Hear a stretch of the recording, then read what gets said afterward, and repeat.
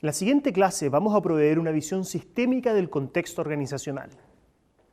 Las organizaciones poseen recursos y capacidades cuyo valor va variando en el tiempo. ¿Qué tipo de recursos posee una organización? En primer lugar, están las personas y sus habilidades. También existen tecnologías y recursos productivos. Y finalmente existen rutinas organizacionales que sirven para unir las distintas personas con las tecnologías en pos de un trabajo. Sin embargo, estos mismos recursos van cambiando en el tiempo. A medida que crece la organización, se empiezan a formar subunidades, grupos, pueden aparecer nuevas tecnologías que van cambiando los procesos productivos y finalmente las organizaciones cambian de estrategia y modifican sus actividades.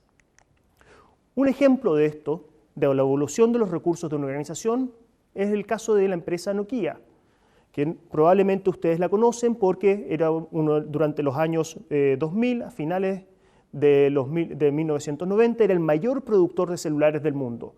Probablemente lo que ustedes no sabían es que esta empresa partió produciendo papel y celulosa en 1865 y durante los años 60 se dedicó a la manufactura de gomas y de cables. Es decir, los mismos recursos de esta organización fueron cambiando para producir papel, distintas tecnologías, distintas personas, distintas habilidades para producir cables o botas de goma y finalmente otro tipo de rutinas organizacionales, tecnologías y personas necesarias para poder fabricar celulares.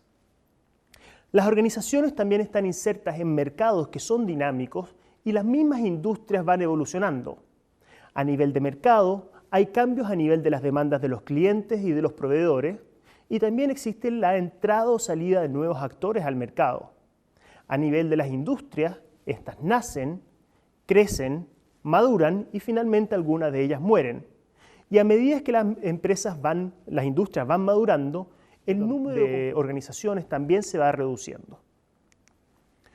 Por ejemplo, volviendo al caso de la empresa Nokia, durante los años 90, y probablemente ustedes si tenían un celular en esa época, pueden haber visto que existía una gran variedad de productos, distintos tipos de colores, distintos tipos de prestaciones, y de la misma forma existía un gran número de competidores en este mercado. Sin embargo, en el año 2007 se inventan los smartphones y el número de competidores o empresas con las capacidades, las rutinas y la tecnología necesaria para poder manufacturarlo se reduce a básicamente dos grandes competidores, que es lo que tenemos en la actualidad. Por último, a nivel de la región, las mismas industrias y las organizaciones están insertas en regiones que tienen contextos sociales, políticos, económicos e institucionales que son distintos y que a su vez van cambiando en el tiempo. Aparecen nuevas regulaciones, hay una alternancia en los gobiernos, pueden aparecer recesiones o crisis económicas y por último hay cambios demográficos, como por ejemplo el envejecimiento de la población que puede tener consecuencias para una empresa. Volviendo al caso de Nokia y como ejemplo, fueron múltiples los cambios sociales, políticos y demográficos que fueron afectando a esta empresa. Por ejemplo, fue el mismo Estado finlandés el que propició la fusión de esta empresa que producía papel con una empresa que producía cables y botas de goma. Durante los años 70 fue la crisis del petróleo, que fue una crisis económica mundial, afectó el intercambio entre Finlandia y Rusia, que era el principal mercado de la empresa Nokia. Durante los años 80 fue la interconexión del sistema de tecnología a nivel de los países nórdicos lo que posibilitó la entrada de esta empresa a la tecnología celular. Y finalmente, a nivel de los años 2000, fueron los jóvenes y el aumento en el uso de las redes sociales lo que empezó a aumentar la demanda por Internet móvil y los teléfonos inteligentes. ¿Cuál es el mensaje de esta clase? En primer lugar, existen múltiples fuentes de complejidad a nivel organizacional. A nivel interno, existe una complejidad estructural que está dada por la cantidad de elementos, ya sea personas, recursos, tecnologías, y cómo estos van interactuando. A nivel de la dinámica externa, a nivel de la industria, existe también complejidad dinámica en función de las interacciones iterativas entre competidores, clientes y proveedores.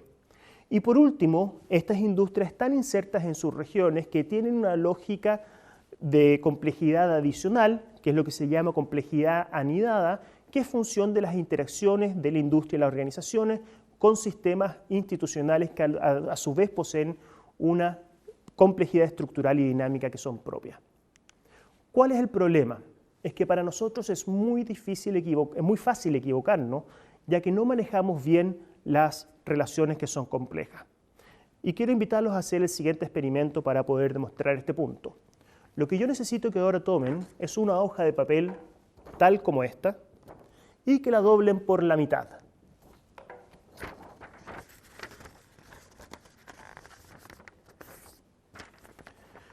Ahora quiero que por favor contestemos las siguientes preguntas.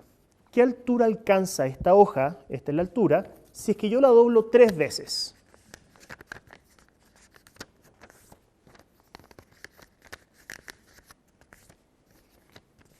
Probablemente ustedes ya saben, aproximadamente unos 8 milímetros, que es más o menos el tamaño del grosor de una uña.